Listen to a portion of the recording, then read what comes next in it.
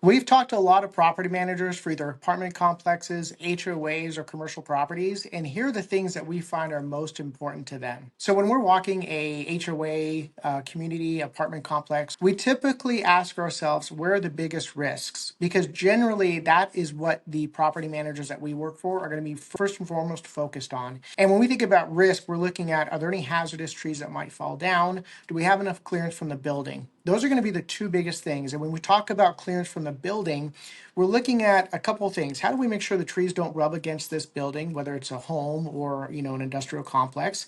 How do we make sure also that we don't create a bridge that allows the pests to get onto the building and then subsequently into the roof or into the attic of that building? And so that's typically what we find that property managers are looking for first.